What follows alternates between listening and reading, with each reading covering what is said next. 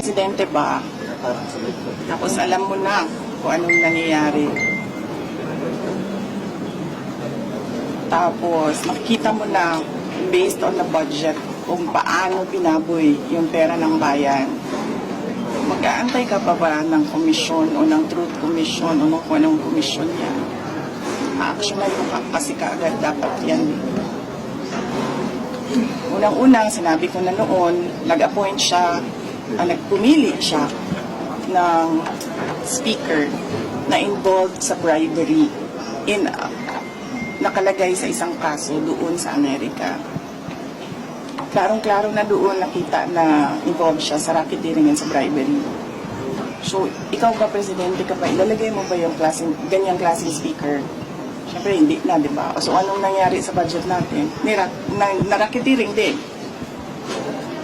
yung budget natin. Tapos, siyempre, sumabog na.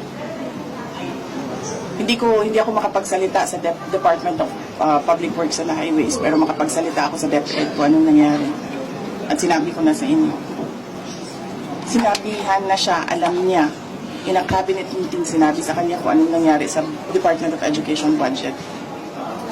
And then, ang ginawa niya is na-change na picture. So, ano pa bang komisyon, anong truth commission, anong investigative body pa ang kailangan mo?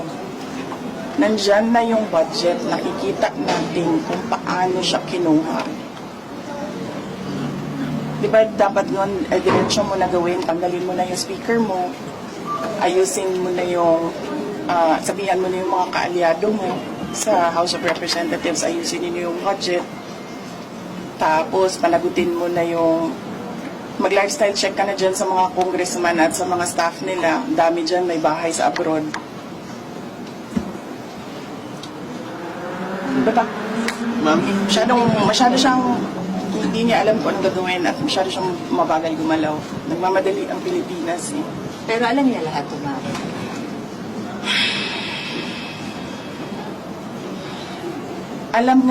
Alam nga nung bata na nakikinig lang at nanonood lang ng balita at nagbabasa lang ng budget. Presidente pa, hindi niya alam.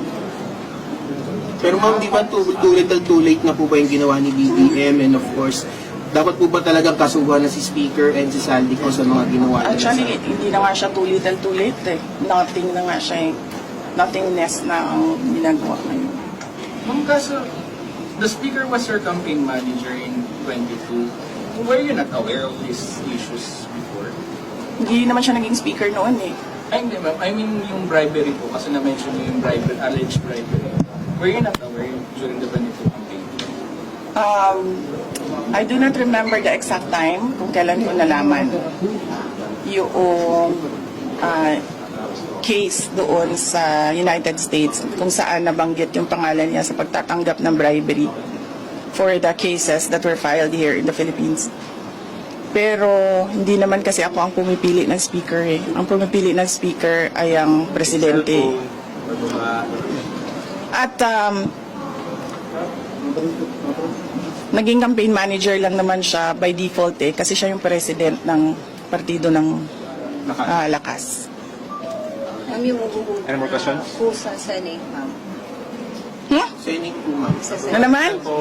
Hindi naman tapos yung meron na namang Senate. Kasi kahapon, napakanalagay ito ng minority. Kaya medyo napito si Senator Bato.